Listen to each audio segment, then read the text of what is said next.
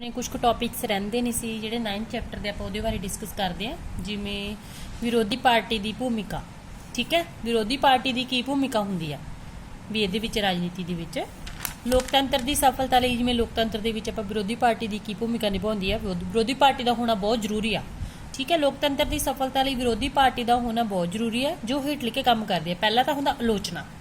First वो आलोचना करती है, आलोचना मतलब निंदा करनी। विरोधी पार्टी का काम ठीक है सरकार दी नीतियां की आलोचना, मतलब जिहड़ी सरकार राज कर रही है ओहदियां मतलब जो भी नीतियां पॉलिसीज वगैरह दी उन्हां दी निंदा करना हुंदा। विरोधी पार्टी विच इह आलोचना मंत्रीमंडल दी वख-वख मैंबरां तो प्रश्न पुछ के वाद विवाद जां उन्हां नाल गलबात करके प्रश्न पुछ के ਜਾਂ ਅਵਿਸ਼ਵਾਸ ਦਾ ਮਤਾ ਪਾਸ ਕਰਕੇ ਕਰਦੀਆਂ ਨੇ। मतलब ਇਦਾਂ ਦੇ ਆਧਾਰ ਤੇ ਹੁੰਦੇ ਨੇ। मतलब ਉਹਦੇ ਵਿੱਚ ਇਹ ਪਤਾ ਕੀਤਾ ਜਾਂਦਾ ਵੀ ਸਰਕਾਰ ਦੇ ਵਿੱਚ ਕੀ ਕਮੀਆਂ ਨੇ ਜਿਹੜੀਆਂ मतलब ਕਿ ਵਿਰੋਧੀ ਪਾਰਟੀ ਉਹਨਾਂ ਦੀ ਨਿੰਦਿਆ ਕਰੇ। ਠੀਕ ਹੈ, ਅੱਗੇ ਹੈਗਾ ਬਦਲਵੀਂ ਸਰਕਾਰ। ਭਾਰਤ ਵਿੱਚ ਵਿਰੋਧੀ ਦਲ ਬਦਲਵੀਂ ਸਰਕਾਰ ਲਈ ਤਿਆਰ ਰਹਿੰਦਾ। ਵਿਰੋਧੀ ਦਲ ਵੀ ਜਿਹੜਾ ਦਲ ਵਿਰੋਧੀ ਹੁੰਦਾ, ਜਿਵੇਂ ਚੱਲ ਰਹੀ ਸਰਕਾਰ ਦੇ ਉਹ ਵਿਰੋਧ ਚ ਹੁੰਦਾ ਤਾਂ ਉਹ ਚਾਹੁੰਦਾ ਵੀ ਨੈਕਸਟ ਈਅਰ ਹੈ ਜਿਹੜੀ ਆਉਣ ਵਾਲੇ 5 ਸਾਲਾਂ ਦੇ ਵਿੱਚ ਸਰਕਾਰ ਹੈ ਜਿਹੜੀ ਆਪਣੀ ਬਦਲੇ। ਠੀਕ ਹੈ, ਜ਼ਿੰਮੇਵਾਰ ਆਲੋਚਨਾ। ਜ਼ਿੰਮੇਵਾਰ ਆਲੋਚਨਾ ਦੇ ਵਿੱਚ ਕੀ ਹੁੰਦਾ ਪੁੱਤ, ਵਿਰੋਧੀ ਪਾਰਟੀ ਦਾ ਕੰਮ ਆ ਜਿਹੜਾ ਠੀਕ ਹੈ ਸਿਰਫ ਸਰਕਾਰ ਦੀ ਆਲੋਚਨਾ ਕਰਨ ਲਈ ਹੀ ਆਲੋਚਨਾ ਨਹੀਂ ਕਰਦੀ, ਵੀ ਸਿਰਫ ਸਰਕਾਰ ਦੀ ਨਹੀਂ ਨਿੰਦਿਆ ਕਰਦੀ, ਸਗੋਂ ਸਰਕਾਰ ਨੂੰ ਵੱਖ-ਵੱਖ ਸਮੱਸਿਆਵਾਂ ਨੂੰ ਹੱਲ ਕਰਨ ਲਈ ਵੀ ਸੁਝਾਅ ਦਿੰਦੀ ਆ। ਵੀ ਉਹ ਉਹਨਾਂ ਨੂੰ ਕਹਿੰਦੀ ਆ ਵੀ ਤੁਸੀਂ ਇਹਨਾਂ ਜਿਹੜੀਆਂ ਸਮੱਸਿਆਵਾਂ ਨੇ ਇਹਨਾਂ ਨੂੰ ਹੱਲ ਕਰੋ ਤੇ ਉਹਨਾਂ ਦੇ ਸੁਝਾਅ ਦਿਓ, ਵੀ ਉਹਨਾਂ ਨੂੰ ਸੁਝਾਅ ਦਿੰਦੀ ਆ ਵਿਰੋਧੀ ਪਾਰਟੀ। ਜ਼ਰੂਰਤ ਪੈਣ ਤੇ ਉਹ ਵਿਰੋਧੀ ਪਾਰਟੀ मतलब ਉਹਨਾਂ ਵਿੱਚ ਸਹਿਯੋਗ ਵੀ ਦਿੰਦੀ ਆ ਵੀ ਇਹ मतलब ਇਸ ਤਰ੍ਹਾਂ ਆਪਾਂ ਇਸ ਚੀਜ਼ ਨੂੰ ਸੋਲਵ ਇਟ ਕਰ ਸਕਦੇ ਆ। ਅਸਥਿਰ ਵੋਟਰਾਂ ਨੂੰ ਅਪੀਲ ਕਰਨਾ। ਜਿਹੜੇ ਅਸਥਿਰ ਵੋਟਰ ਹੁੰਦੇ ਆ मतलब ਜਿਹੜੇ ਵੋਟਰ ਬਦਲਵੇਂ ਹੁੰਦੇ ਆ ਉਹਨਾਂ ਨੂੰ ਵਿਰੋਧੀ ਪਾਰਟੀ ਆਪਣੇ ਵਿੱਚ ਸ਼ਾਮਲ ਕਰਕੇ ਆਪਣੀ ਪਾਰਟੀ ਨੂੰ ਜਿਤਾਉਣ ਦੀ ਕੋਸ਼ਿਸ਼ ਕਰਦੀ ਆ। ਅਸਥਿਰ ਮੀਨਿੰਗ ਹੁੰਦਾ ਚੇਂਜੇਬਲ। ਜਿਹੜੇ ਵੋਟਰ ਜਿਨ੍ਹਾਂ ਨੇ ਵੋਟ ਪਾਉਣੇ ਆ ਚੇਂਜ ਹੋ ਜਾਂਦੇ ਵੀ ਮੈਂ ਆ ਪਾਰਟੀ ਚ ਨਹੀਂ ਮੈਂ ਦੂਜੀ ਪਾਰਟੀ, ਉਹਨਾਂ ਨੂੰ मतलब ਕਿ ਆਪਦੇ ਵਿੱਚ ਸ਼ਾਮਲ ਕਰਦੀ ਹੈ ਵਿਰੋਧੀ ਪਾਰਟੀ। ਚਾਹੁੰਦੀ ਹੈ ਵੀ ਸਾਡੇ ਨਾਲ ਸ਼ਾਮਲ ਹੋ ਜਾਓ ਤਾਂ ਕਿ ਉਹ ਆਪਣੀ ਪਾਰਟੀ ਨੂੰ ਜਿਤਾ ਸਕਣ। ਠੀਕ ਹੈ, ਅੱਗੇ ਲੋਕਤੰਤਰ ਦੀ ਸੁਰੱਖਿਆ। ਵਿਰੋਧੀ ਪਾਰਟੀ ਜਨਤਾ ਦੇ ਦੁੱਖਾਂ ਬਾਰੇ ਸਰਕਾਰ ਦਾ ਧਿਆਨ ਦਿੰਦੀ। ਜਿਹੜੇ ਵੀ ਜਨਤਾ ਦੇ ਦੁੱਖ ਹੋ ਜਾਂਦੇ ਨੇ ਜਾਂ ਵੀ ਉਹਨਾਂ ਦੀ ਜੋ ਵੀ ਮੁਸ਼ਕਲਾਂ ਨੇ ਪ੍ਰੋਬਲਮਸ ਨੇ ਉਹਨਾਂ ਨੂੰ मतलब ਕਿ ਧਿਆਨ ਦਿਵਾਉਣਾ ਹੁੰਦਾ ਉਹਨਾਂ ਦਾ ਕੰਮ। ਠੀਕ ਹੈ, ਤਾਂ ਜੋ ਜਨਤਾ ਦੇ ਦੁੱਖਾਂ ਨੂੰ ਕੀ ਕੀਤਾ ਜਾ ਸਕੇ, ਦੂਰ ਕੀਤਾ ਜਾ ਸਕੇ। ਠੀਕ ਹੈ, ਨੈਕਸਟ ਜਿਹੜਾ ਹੈਗਾ ਭਾਰਤੀ ਸ਼ਾਸਨ ਅਤੇ ਰਾਜਨੀਤੀ ਵਿੱਚ ਰਾਜਨੀਤਿਕ ਪਾਰਟੀਆਂ ਦੀ ਭੂਮਿਕਾ। ਭਾਰਤੀ ਸ਼ਾਸਨ ਤੇ ਰਾਜਨੀਤੀ ਵਿੱਚ ਭਾਰਤ ਜਿਹੜਾ ਸ਼ਾਸਨ ਚੱਲ ਰਿਹਾ ਤੇ ਰਾਜਨੀਤੀ ਵੀ मतलब ਰਾਜ ਉਹ ਕਿਵੇਂ ਕਰਦੇ ਨੇ ਵੀ ਉਹਦੇ ਵਿੱਚ ਪਾਰਟੀਆਂ ਦਾ ਕੀ ਭੂਮਿਕਾ ਹੁੰਦੀ ਹੈ। ਠੀਕ ਹੈ, ਪਹਿਲਾਂ ਸਭ ਤੋਂ ਪਹਿਲਾਂ ਦੀ ਲੋਕ ਰਾਏ ਤਿਆਰ ਕੀਤੀ ਜਾਂਦੀ ਆ ਵੀ ਲੋਕਾਂ ਦੀ ਰਾਏ ਤਿਆਰ ਕਰਨਾ ਬਹੁਤ ਜ਼ਰੂਰੀ ਆ। ਭਾਰਤ ਵਿੱਚ ਜਨਤਾ ਪ੍ਰਭੂ ਸੱਤਾ ਸੰਪੰਨ ਹੁੰਦੀ ਆ ਵੀ ਜਨਤਾ ਪ੍ਰਭੂ ਸੱਤਾ ਸੰਪੰਨ ਹੁੰਦੀ ਆ ਵੀ ਉਹ ਆਪਦੇ ਆਪ ਨੂੰ ਸਮਝਦੇ ਆ। ਜਨਤਾ ਹੀ ਸਾਰੀ ਸ਼ਕਤੀ ਦਾ ਸੋਮਾ ਵੀ ਜਨਤਾ ਲੋਕ। ਠੀਕ ਹੈ, ਭਾਰਤੀ ਰਾਜਨੀਤਿਕ ਦਲ ਜਨਤਾ ਦਾ ਸਮਰਥਨ ਲੈਣ ਲਈ ਲੋਕ ਰਾਏ ਤਿਆਰ ਕਰਦੇ ਆ ਵੀ ਭਾਰਤੀ ਜਿਹੜੇ ਰਾਜਨੀਤਿਕ ਦਲ ਹੁੰਦੇ ਨੇ ਰਾਜ ਚਲਾਉਣੇ ਨੇ। ਠੀਕ ਹੈ, ਉਹ मतलब ਲੋਕਾਂ ਦੀ ਰਾਏ ਨੂੰ मतलब ਸਮਝਦੇ ਨੇ। ਭਾਰਤ ਵਿੱਚ ਜਨਤਾ ਜ਼ਿਆਦਾਤਰ ਅਨਪੜ੍ਹ ਹੈਗੀ। ਠੀਕ ਹੈ, ਉਹਨਾਂ ਨੂੰ ਦੇਸ਼ ਦੀਆਂ ਸਮੱਸਿਆਵਾਂ ਦੀ ਜਾਣਕਾਰੀ ਨਹੀਂ ਹੁੰਦੀ ਤਾਂ ਕਰਕੇ ਲੋਕਾਂ ਤੋਂ ਰਾਏ ਲੈਤੀ ਜਾਂਦੀ ਆ। मतलब ਉਹਨਾਂ ਨੂੰ ਹੁੰਦਾ ਨਹੀਂ मतलब ਸਮੱਸਿਆਵਾਂ ਬਾਰੇ ਪਤਾ ਨਹੀਂ ਹੁੰਦਾ। ਕੁਝ ਕੁ ਅਨਪੜ੍ਹ ਹੁੰਦੇ ਨੇ ਤਾਂ ਕਰਕੇ मतलब ਸਹੀ ਰਾਏ ਨਹੀਂ ਦੇ ਸਕਦੇ। ਤਾਂ ਕਰਕੇ ਕਹਿ ਸਕਦੇ मतलब ਸਾਰੇ ਲੋਕਾਂ ਦੀ ਰਾਏ ਆ ਜਿਹੜੀ ਲੈਤੀ ਜਾਂਦੀ, ਕੋਈ ਆਪਦਾ ਵਿਸ਼ੇਸ਼ ਪੱਖ ਆ ਜਿਹੜਾ ਉਹਦੇ ਵਿੱਚ ਰੱਖਦੇ ਨੇ। ਠੀਕ ਹੈ, ਨੈਕਸਟ ਹੈਗਾ ਚੋਣ ਲੜਨੀ। ਕਹਿੰਦੇ ਰਾਜਨੀਤਿਕ ਦਲ ਚੋਣਾਂ ਵਿੱਚ ਆਪਣੇ ਉਮੀਦਵਾਰ ਖੜੇ ਕਰਦੇ ਆ ਤੇ ਉਸ ਦੇ ਲਈ ਪ੍ਰਚਾਰ ਕਰਦੇ ਆ ਵੀ मतलब ਰਾਜਨੀਤਿਕ ਦਲ ਆ ਵੀ ਆਪਦੇ ਪਾਰਟੀ ਨਾਲ ਰਿਲੇਟਡ ਚੋਣ ਉਮੀਦਵਾਰ ਉਹ ਖੜੇ ਕਰ ਦਿੰਦੇ, ਉਹਨਾਂ ਲਈ मतलब ਪ੍ਰਚਾਰ ਕਰਦੇ ਆ। ਰਾਜਨੀਤਿਕ ਦਲ ਦੇ ਬਿਨਾਂ ਚੋਣ ਲੜਨੀ ਔਖਾ ਕੰਮ ਆ ਵੀ ਦਲ ਹੋਣੇ ਜ਼ਰੂਰੀ ਆ। ਠੀਕ ਹੈ, ਸਰਕਾਰ ਬਣਾਉਣਾ। ਚੋਣਾਂ ਵਿੱਚ ਜਿਸ ਨੂੰ ਜ਼ਿਆਦਾ ਬਹੁਮਤ ਪ੍ਰਾਪਤ ਹੁੰਦਾ ਉਹਦੀ ਸਰਕਾਰ ਬਣ ਜਾਂਦੀ ਆ। ਇਹ ਤਾਂ ਤੁਹਾਨੂੰ ਸਾਰਿਆਂ ਨੂੰ ਪਤਾ ਹੀ ਆ ਵੀ ਜਿਹਨੂੰ ਜ਼ਿਆਦਾ ਵੋਟਾਂ ਪ੍ਰਾਪਤ ਹੋ ਗਈਆਂ ਚੋਣਾਂ ਵਿੱਚ ਤਾਂ ਉਹਦੀ ਕੀ ਬਣ ਜਾਂਦੀ ਹੈ, ਸਰਕਾਰ। मतलब ਜਿਹਦੇ ਵਿੱਚ ਜ਼ਿਆਦਾ ਮੈਂਬਰ ਚਲੇ ਜਾਂਦੇ ਨੇ। ਠੀਕ ਹੈ ਜੀ, ਇਸ ਤੋਂ ਬਾਅਦ ਕੀ ਹੁੰਦਾ, ਵਿਧਾਨ ਮੰਡਲ ਵਿੱਚ ਅਨੁਸ਼ਾਸਨ। ਆਦੇਸ਼ ਅਨੁਸਾਰ ਆਪਣਾ ਕੰਮ ਕਰਦੇ ਨੇ। ਵਿਧਾਨ ਮੰਡਲ ਵਿੱਚ ਅਨੁਸ਼ਾਸਨ ਹੋਣਾ ਬਹੁਤ ਜ਼ਰੂਰੀ ਹੈ ਪੁੱਤ, ਕਿਉਂਕਿ ਜਿਹੜਾ ਵੀ मतलब ਕਿ ਕੰਮ ਹੁੰਦਾ ਜਿਵੇਂ ਆਪਾਂ ਵਿਧਾਨ ਮੰਡਲ ਵਿੱਚ ਆਪਾਂ ਕਹਿੰਦੇ ਨੇ ਅਨੁਸ਼ਾਸਨ। ਵਿਧਾਨ ਮੰਡਲ ਵਿੱਚ ਸ਼ਾਂਤੀ ਵਿਵਸਥਾ ਬਣਾਏ ਰੱਖਣ ਲਈ ਭਾਵ ਸਦਨ ਦੀ ਕਾਰਵਾਈ ਨੂੰ ਸੁਚਾਰੂ ਰੂਪ ਵਿੱਚ मतलब ਸਹੀ ਢੰਗ ਨਾਲ ਚਲਾਉਣ ਲਈ ਅਨੁਸ਼ਾਸਨ ਕੀ ਆ ਆਪਣਾ ਬਹੁਤ ਜ਼ਰੂਰੀ ਆ। ਨੈਕਸਟ ਆ ਗਿਆ ਰਾਜਨੀਤਿਕ ਸਿੱਖਿਆ ਪ੍ਰਦਾਨ ਕਰਦੀ। ਲੋਕਾਂ ਨੂੰ ਰਾਜਨੀਤੀ ਨਾਲ ਰਿਲੇਟਡ ਜੋ ਵੀ ਸਿੱਖਿਆ ਹੁੰਦੀ ਹੈ मतलब ਉਹਦੇ ਬਾਰੇ ਜਾਗਰਤੀ ਹੋ ਜਾਂਦੀ ਹੈ। मतलब ਉਹਨਾਂ ਨੂੰ ਪਤਾ ਲੱਗ ਜਾਂਦਾ ਵੀ ਉਹਨਾਂ ਨੂੰ ਆਪਾਂ ਜਾਗਰੂਕ ਕਰਦੇ ਆ। ਲੋਕ ਜਿੰਨੇ ਜ਼ਿਆਦਾ ਜਾਗਰੂਕ ਹੋਣਗੇ ਓਨੀ ਹੀ ਜ਼ਿਆਦਾ ਉਹਨਾਂ ਨੂੰ ਕੀ ਮਿਲੇਗੀ, ਸਫਲਤਾ ਮਿਲੇਗੀ। ਠੀਕ ਹੈ ਜੀ, ਨੈਕਸਟ ਜਨਤਾ ਤੇ ਸਰਕਾਰ ਵਿੱਚ ਕੜੀ। ਜਨਤਾ ਤੇ ਸਰਕਾਰ ਇੱਕ ਦੂਜੇ ਨਾਲ ਜੁੜੀ ਹੋਣੀ ਚਾਹੀਦੀ ਆ। ਇਹਦੇ ਵਿੱਚ ਇਹ ਚੀਜ਼ ਆ ਜਾਂਦੀ ਹੈ ਪੁੱਤ ਆਪਣੇ ਕੋਲੇ ਰਾਜਨੀਤਿਕ ਦਲ ਜਨਤਾ ਤੇ ਸਰਕਾਰ ਵਿੱਚ ਇੱਕ ਦੂਜੇ ਦਾ ਪੁੱਲ ਦਾ ਕੰਮ ਕਰਦੀ ਆ। ਨੀਤੀਆਂ ਬਾਰੇ ਜਾਣੂ ਕਰਵਾ ਲਿਆ ਜਾਂਦਾ। मतलब ਇਹਦੇ ਵਿੱਚ ਇਹ ਚੀਜ਼ ਹੋ ਜਾਂਦੀ ਪੁੱਤ ਜਨਤਾ ਦੀਆਂ ਨੀਤੀਆਂ ਬਾਰੇ ਸਰਕਾਰ ਦੀਆਂ ਜੋ ਵੀ ਨੀਤੀਆਂ ਨੇ ਉਹਨਾਂ ਬਾਰੇ ਜਾਣਕਾਰੀਆਂ मतलब ਜਨਤਾ ਨੂੰ ਦਿੱਤੀ ਜਾਂਦੀ ਆ। ਤੇ ਜਿਹੜੀ ਆ ਜਾਂਦੀ ਕੜੀ ਦੀ ਗੱਲ ਕਰਦੇ ਆਪਾਂ ਜਿਵੇਂ ਵੀ ਕੜੀ ਦਾ ਕੰਮ ਕਰਦੀ ਹੈ ਵੀ ਜੇ ਜਨਤਾ ਦੇ ਦੁੱਖ ਹੁੰਦੇ ਮੁਸ਼ਕਲਾਂ ਹੁੰਦੀਆਂ ਨੇ ਉਹਨਾਂ ਨੂੰ ਕਾਹਦੇ ਤੱਕ ਪਹੁੰਚਾਇਆ ਜਾਂਦਾ, ਸਰਕਾਰ ਤੱਕ ਪਹੁੰਚਾਇਆ ਜਾਂਦਾ। ਠੀਕ ਹੈ ਜੀ, ਇਹਦੇ ਵਿੱਚ ਇੱਕ ਆਪਣੇ ਕੋਲੇ 6ਵਾਂ ਪੁਆਇੰਟ ਸੀਗਾ ਵਿਰੋਧੀ ਦਲ, ਉਹ ਮੈਂ ਸ਼ਾਇਦ ਛੱਡ ਚੁੱਕੀ ਆ। ਵਿਰੋਧੀ ਦਲ ਮਤਲਬ ਕੀ ਹੋਣਾ ਚਾਹੀਦਾ? ਤੁਹਾਡਾ ਸ਼ਕਤੀਸ਼ਾਲੀ ਹੋਣਾ ਚਾਹੀਦਾ।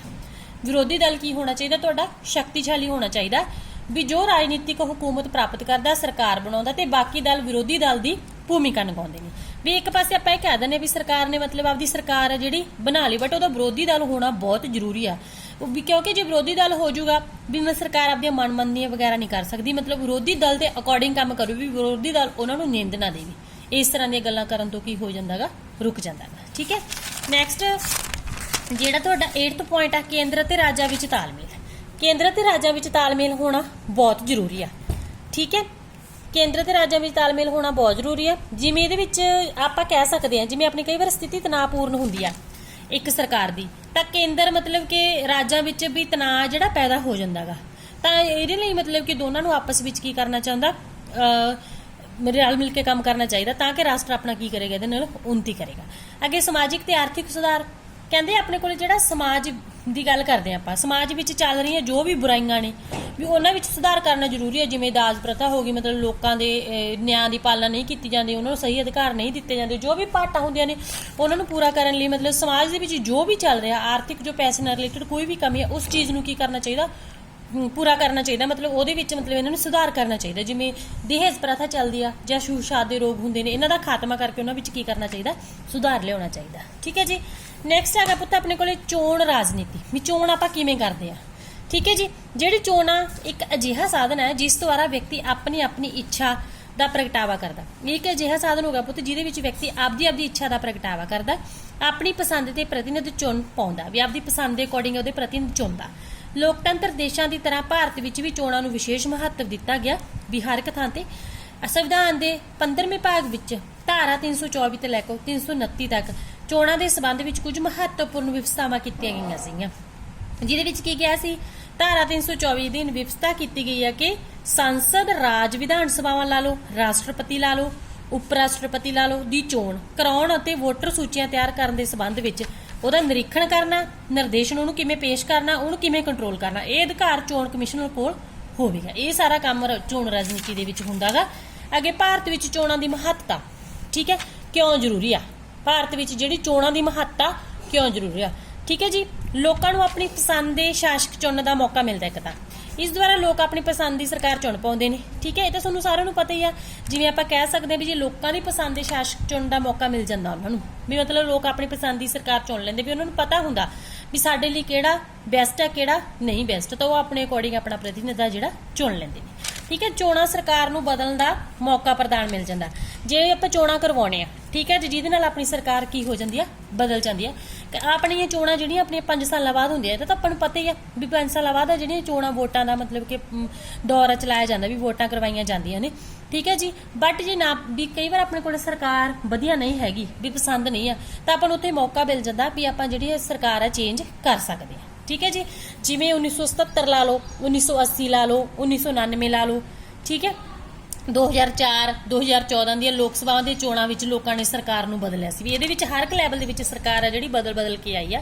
ਕਦੇ ਅਕਾਲੀ ਦਲ ਆ ਗਈ, ਕਦੇ ਭਾਰਤੀ ਜਨਤਾ ਪਾਰਟੀ ਆ ਗਈ, ਕਦੇ ਕਾਂਗਰਸ ਆ ਗਈ। ਅੱਗੇ ਚੋਣਾਂ ਸ਼ਾਸਨ ਨੂੰ ਉਚਿਤਤਾ ਪ੍ਰਦਾਨ ਕਰਦੀਆਂ ਨੇ। ਠੀਕ ਹੈ ਜੀ, ਜਿਵੇਂ ਆਪਾਂ ਕਿਹਾ ਗਿਆ ਹੈਗਾ, ਜਿਹੜੀਆਂ ਚੋਣਾਂ ਨੇ ਸ਼ਾਸਨ ਨੂੰ ਕੀ ਪ੍ਰਦਾਨ ਕਰਦੇ ਨੇ, ਉਚਿਤਤਾ, ਵੀ ਲੋਕਾਂ ਨੂੰ ਲੱਗਦਾ ਵੀ ਸਰਕਾਰ ਆਪਣੀ ਹੈ। ਇਹਦੇ ਵਿੱਚ ਮਤਲਬ ਕਿ ਇਹ ਲੱਗਣ ਲੱਗ ਜਾਂਦਾ ਵੀ ਲੋਕਾਂ ਨੂੰ ਵੀ ਜਿਹੜੀ ਸਰਕਾਰ ਆ ਉਹ ਆਪਣੀ ਆ। ਜਿਵੇਂ ਉਹਨਾਂ ਨੇ ਕਿਹਾ ਪੁੱਤ, ਸਰਕਾਰ ਕੇਵਲ ਦਮਨ ਅਤੇ ਅੰਤਕ ਦੇ ਸਹਾਰੇ ਨਹੀਂ ਚਲਾਈ ਜਾ ਸਕਦੀ। ਇਹ ਨਹੀਂ ਕਹਿ ਸਕਦੇ ਵੀ ਸਰਕਾਰ ਦਮਨ ਤੇ ਅੰਤਕ ਦੇ ਸਹਾਰੇ ਹੀ ਚਲਾਈ ਜਾ ਸਕਦੀ ਹੈ।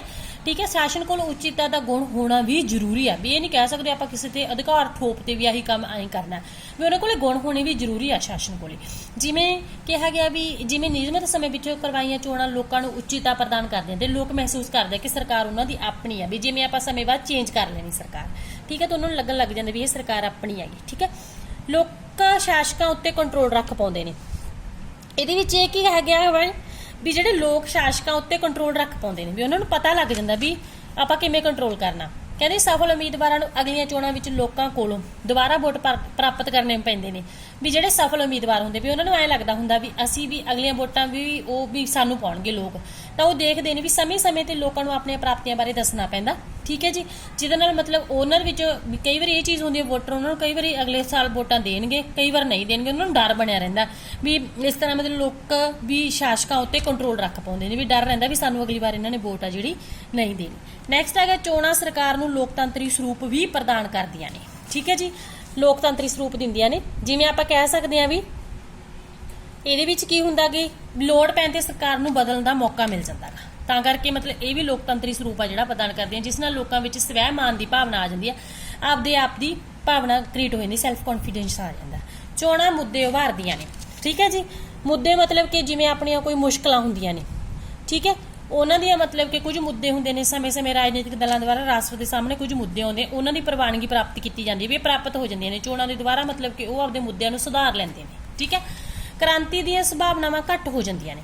ਠੀਕ ਹੈ, ਜਿਹਦੇ ਵਿੱਚ ਆਪਾਂ ਇਹ ਕਹਿ ਸਕਦੇ ਹਾਂ ਵੀ ਚੋਣਾਂ ਲੋਕਾਂ ਵਿੱਚ ਸ਼ਾਸਨ ਪ੍ਰਤੀ ਆਪਣੇਪਨ ਦੀ ਭਾਵਨਾ ਪ੍ਰਗਟ ਕਰਦੀਆਂ ਨੇ, ਵੀ ਲੋਕਾਂ ਵਿੱਚ ਇਹ ਲੱਗਦਾ ਵੀ ਸ਼ਾਸਨ ਪ੍ਰਤੀ ਆਪਣੇ ਆਪ ਦੀ ਪਨ ਦੀ ਭਾਵਨਾ ਪ੍ਰਗਟ ਕਰਦੀਆਂ ਨੇ, ਉਹ ਸ਼ਾਸਨ ਨੂੰ ਆਪਣਾ ਮਹਿਸੂਸ ਕਰਨ ਲੱਗਦੇ ਆ ਤੇ ਸ਼ਾਸਨ ਪ੍ਰਤੀ ਗੈਰ ਜ਼ਿੰਮੇਵਾਰ ਹੋ ਜਾਣ ਤੇ ਚੋਣਾਂ ਰਾਹੀਂ ਕੀ ਕੀਤਾ ਜਾਂਦਾ ਹੈ, ਆਪਣੇ ਕੋਲ ਸਰਕਾਰ ਨੂੰ ਬਦਲਾ ਲੈਂਦੇ ਨੇ। ਇਸ ਦੇ ਸਿੱਟੇ ਕ੍ਰਾਂਤੀ ਦੀ ਭਾਵਨਾ ਬਹੁਤ ਘਟ ਜਾਂਦੀ ਹੈ, ਕ੍ਰਾਂਤੀ ਦੀ ਭਾਵਨਾ ਘਟ ਜਾਂਦੀ ਹੈ ਇਹਦੇ ਵਿੱਚ। ਠੀਕ ਹੈ, ਨੈਕਸਟ ਆ ਗਿਆ ਲੋਕਾਂ ਨੂੰ ਨਿਰਮਾਣ ਦੀ ਪ੍ਰਕਿਰਿਆ ਨੂੰ ਪ੍ਰਭਾਵਿਤ ਕਰਨ ਦਾ ਵੀ ਮੌਕਾ ਮਿਲ ਜਾਂਦਾ। ਕਹਿੰਦੇ ਸਰਕਾਰ ਨੂੰ ਨੀਤੀਆਂ ਦਾ ਨਿਰਮਾਣ ਕਰਦੇ ਸਮੇਂ, ਠੀਕ ਹੈ, ਆਉਣ ਵਾਲੇ ਸਮੇਂ ਵਿੱਚ ਹੋਣ ਵਾਲੇ ਚੋਣਾਂ ਨੂੰ ਧਿਆਨ ਵਿੱਚ ਰੱਖਣਾ ਪੈਂਦਾ ਗਾ, ਉਹ ਕੋਈ ਅਜਿਹੀ ਨੀਤੀ ਨਹੀਂ ਬਣਾਏਗੀ ਜਿਹੜੀ ਲੋਕਾਂ ਨੂੰ ਨਾ ਪਸੰਦ ਹੋਵੇ। ਸੋ ਇਸ ਤਰ੍ਹਾਂ ਚੋਣਾਂ ਸਰਕਾਰ ਦੀਆਂ ਨੀਤੀਆਂ ਨੂੰ ਵੀ ਪ੍ਰਭਾਵਿਤ ਕਰਦੀਆਂ ਨੇ, ਵੀ ਉਦਾਂ ਦੀਆਂ ਨੀਤੀਆਂ ਬਣਾਵੇ ਜਿਹੜੀਆਂ ਲੋਕਾਂ ਨੂੰ ਪਸੰਦ ਨੇ, ਨਾ ਕਿ ਦੂਜੀਆਂ। ਓਕੇ।